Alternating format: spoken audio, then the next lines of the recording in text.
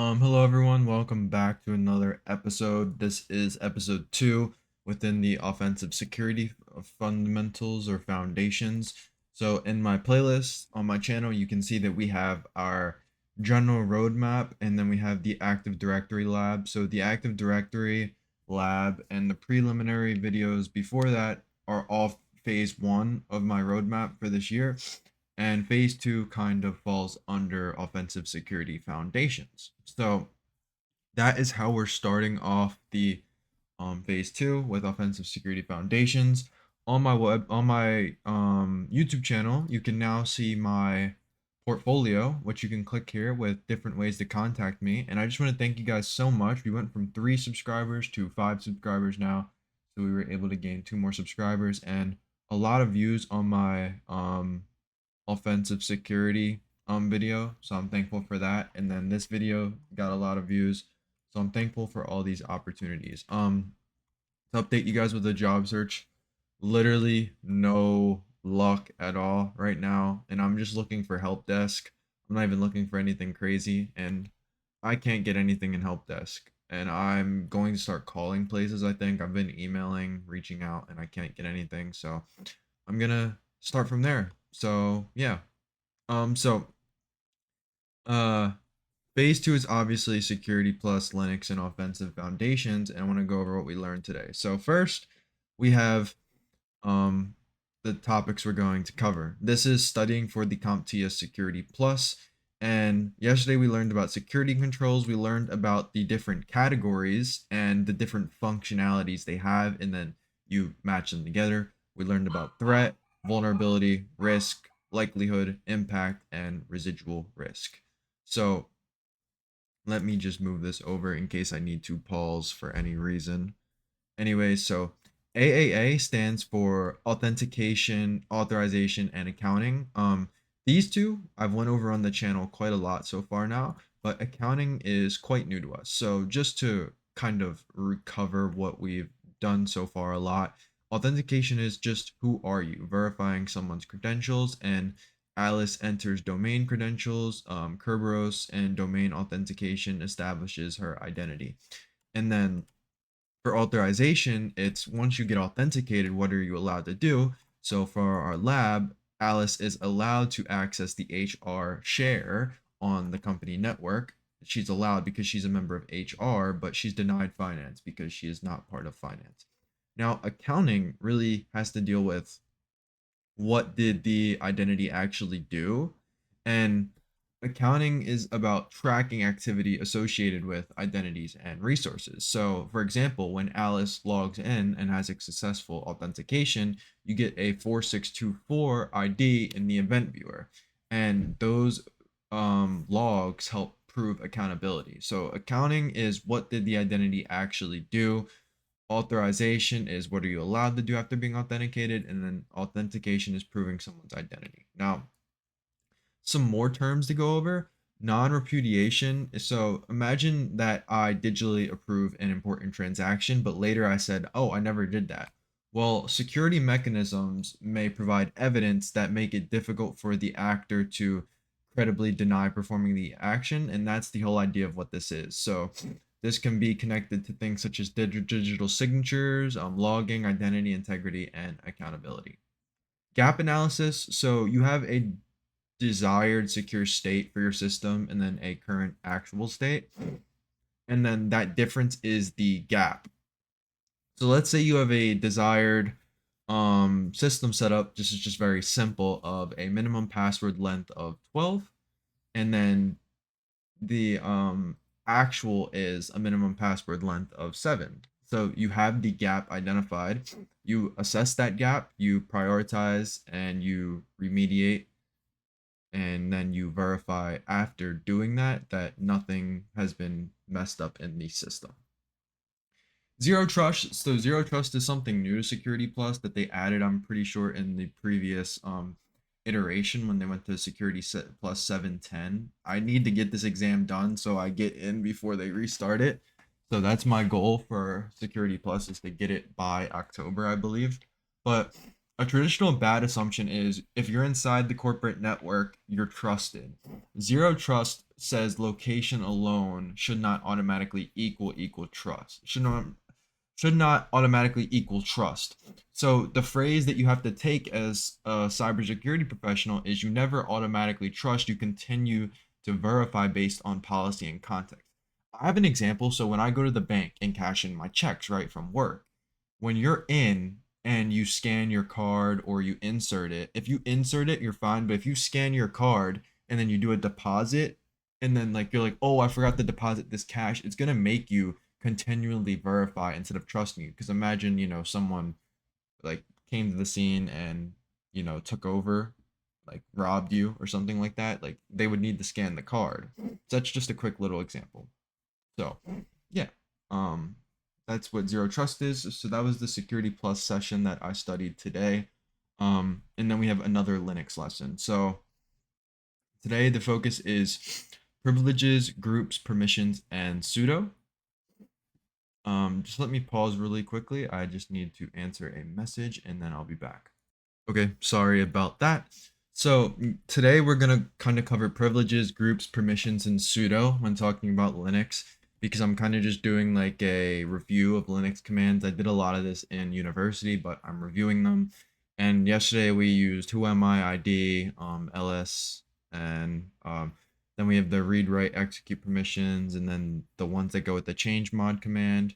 We have the ps command for the processes on a device. We have IP address, which is IP config, and then we have IP route.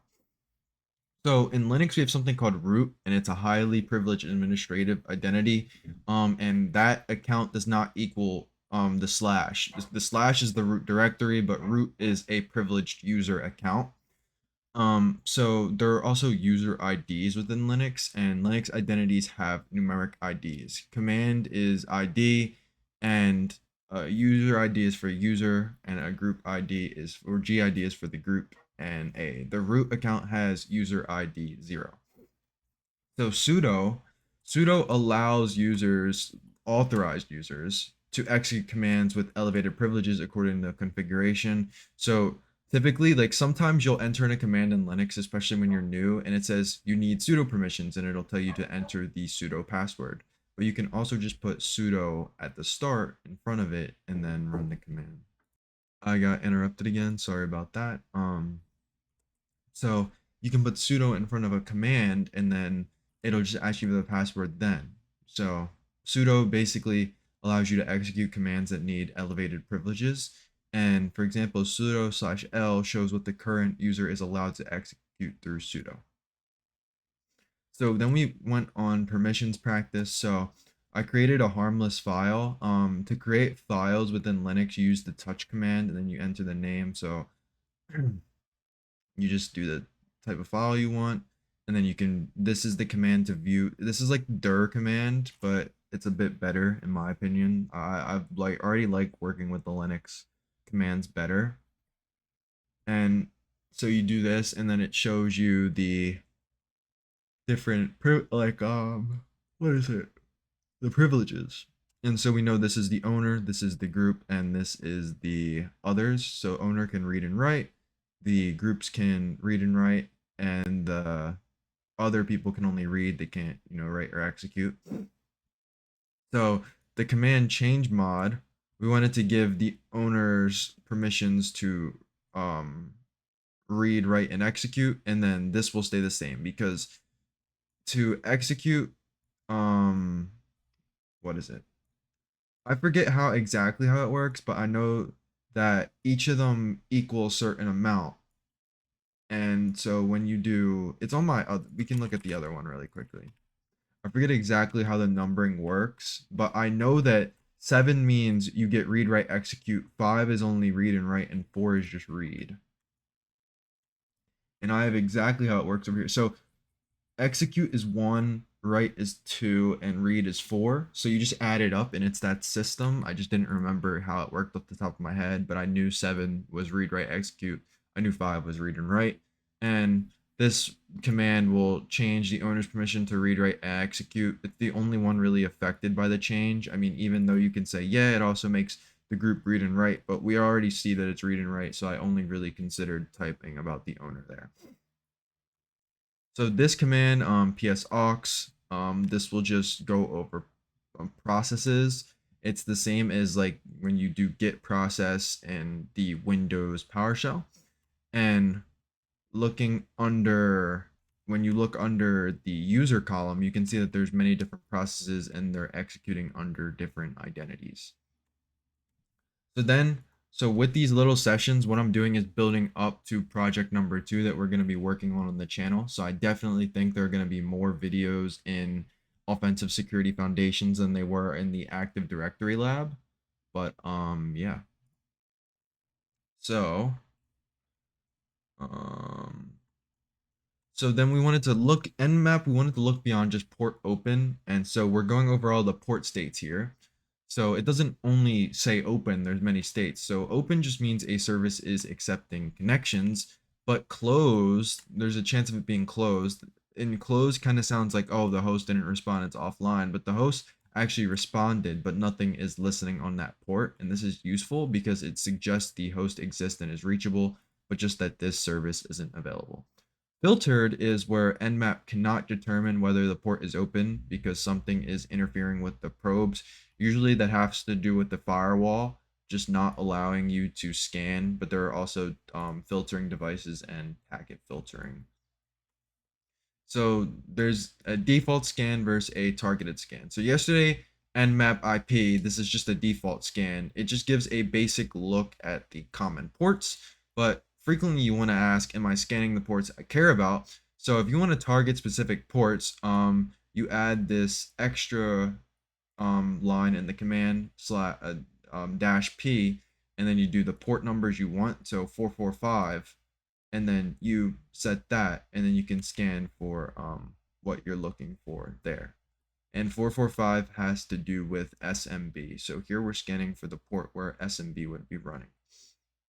And then you can also do like a set of them. So you can scan for like DNS. You can scan for, what is this? I think this might be Kerberos. I'm not sure exactly off the top of my head. And this, I have it down here, but I think 88 might be Kerberos. Yeah, 88 is Kerberos and 389 is LDAP. And you can scan for all of those. And then, so that you can also scan for all TCP ports. And so a basic scan isn't going to get all of that. And if you have knowledge about it, there are 1 to 65,535 TCP port numbers. So an all port scan can be requested with nmap -p -IP. And so if you do that, it'll do an all port scan where it's going to scan every single one of these ports. And yeah.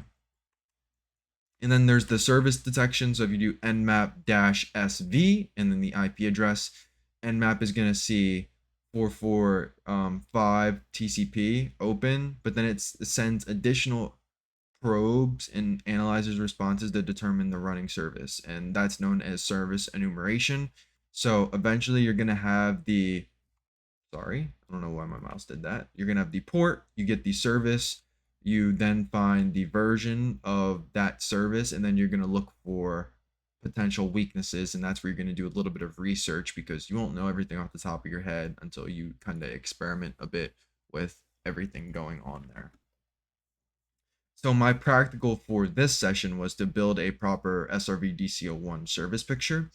And so just running nmap this, so when I was doing this, neither the client nor the domain controller Windows servers was working.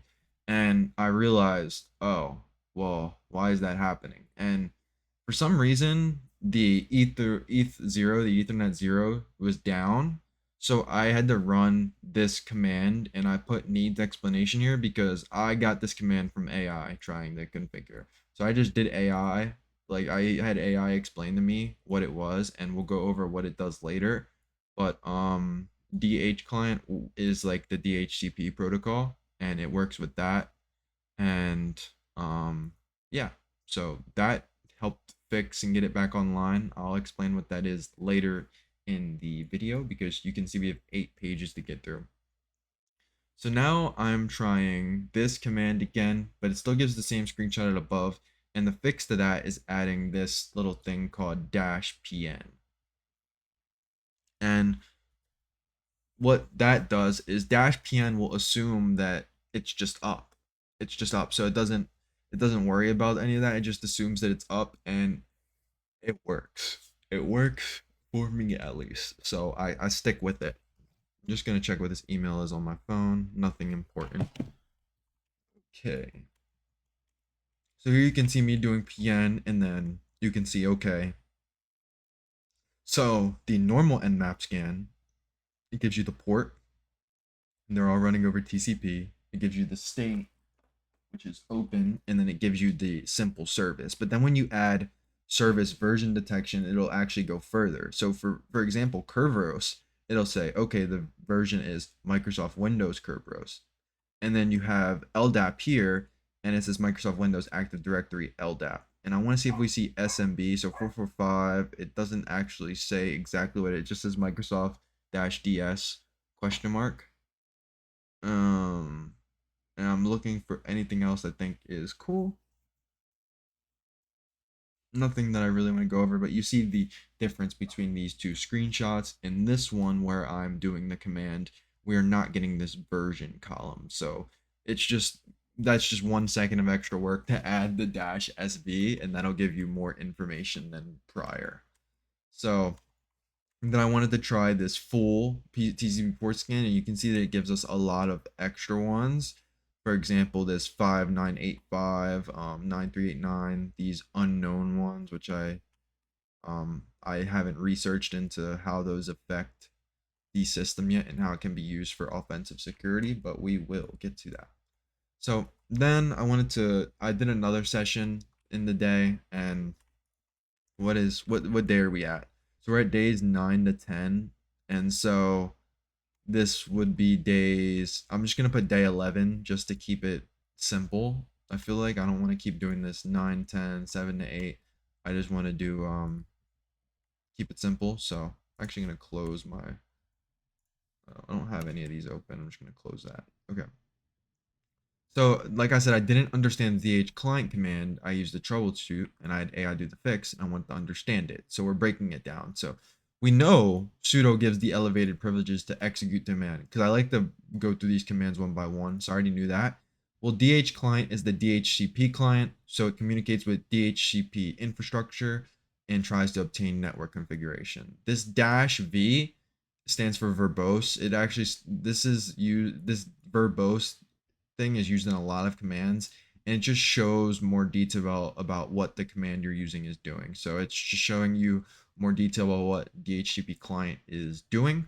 And then ETH0 is the interface I wanted configured. So that's what I wanted to work with. So I put ETH0. So also, for the firewall, just last time, so in university, right? When we wanted to just let the pings go through, what we were taught is we were taught about the rule, but it was much easier to just turn off the firewall for the computers to just do the work, because it just required much less time. But in the future, if I want it, I'm just gonna configure the inbound rule, which just allows the ICMP echo request in, because I think it makes more sense security wise. I don't want to get used to, let me just turn the entire firewall off and then make my system very vulnerable. So I wanted to understand the scan yesterday. So here we go through a bunch of ports. So port 53 is DNS, and we already know why a domain controller is exposing DNS. When you're on the domain clients, it's going to need DNS to discover the domain controller so that Kerberos can authenticate you, LDAP, global catalog, and all the other AD services that are provided. So if you're the assessor doing doing a test on a system, you're going to see from this that, hey, this host may be doing more than simply Windows file sharing, which is what a client would do. And it's going to like give off like, hey, this might be infrastructure, this might be a domain control, this could be service discovery, So yeah.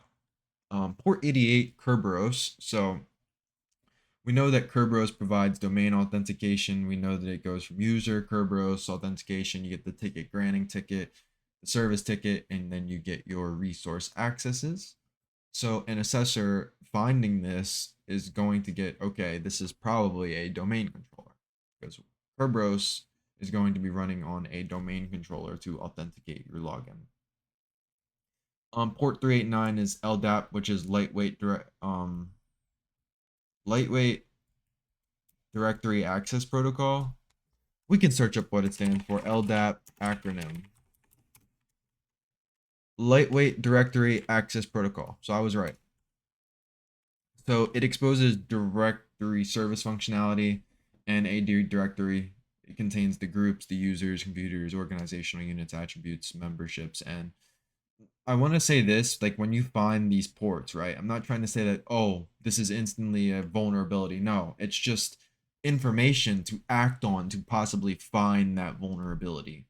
And it just depends on the configuration of the system that you're looking at. Is it badly configured? Is it weakly configured? And then you can look to find those vulnerabilities. Port 445 SMB, is SMB reachable?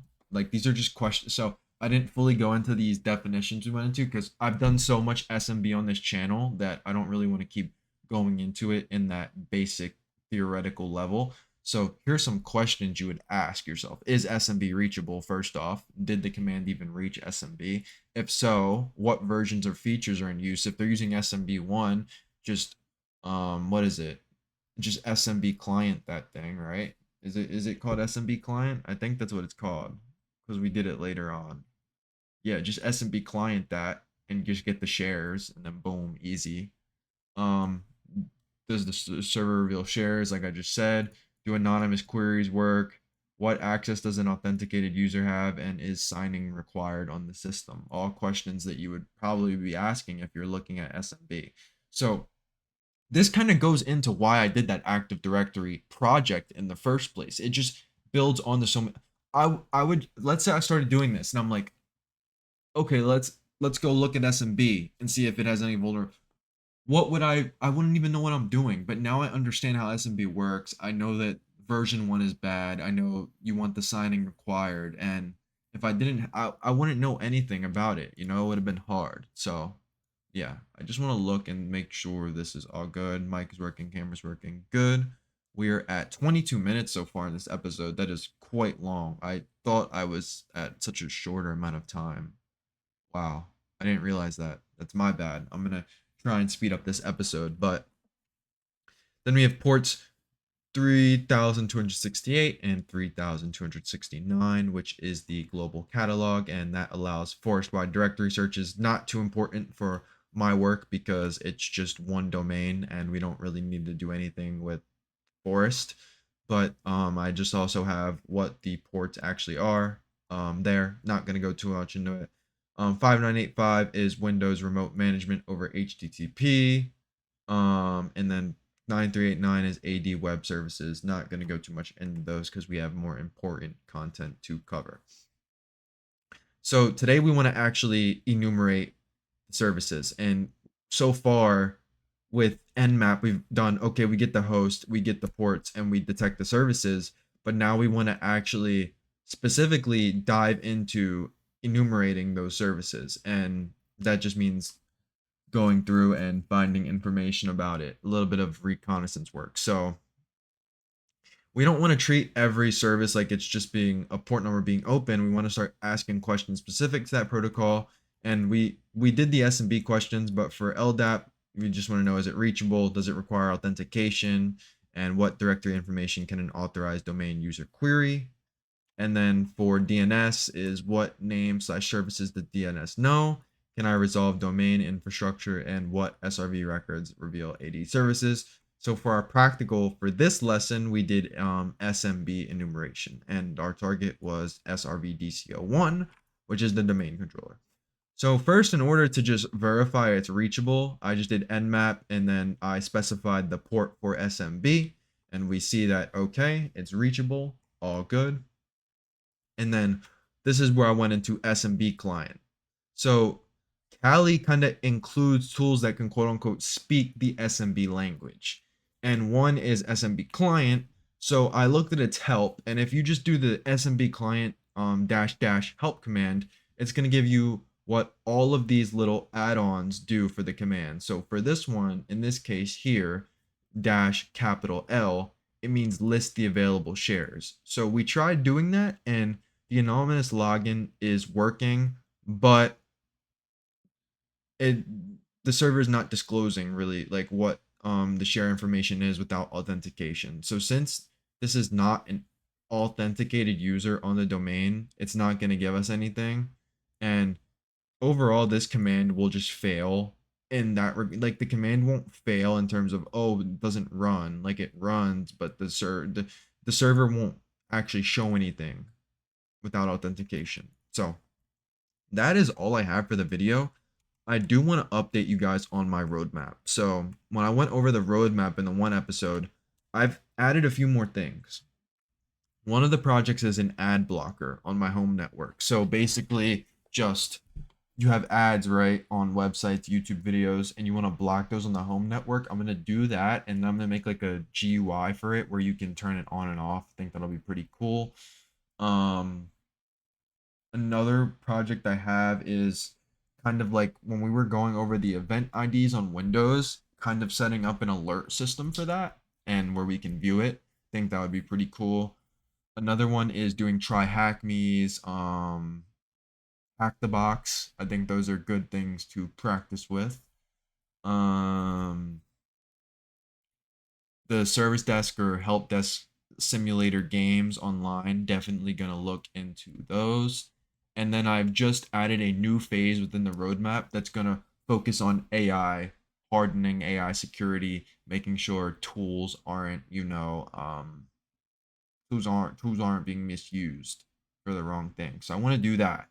And I want to make sure that it's all going well and we're staying on top. I think that's a good thing to look into just because that's the new big thing, right? In cybersecurity, who's gonna make sure the tools are secure? So I definitely think that's a good thing to start off with, and it's gonna be one of the future phases. This episode's almost been 30 minutes, so I just want to close it out now. I want to thank you all for watching.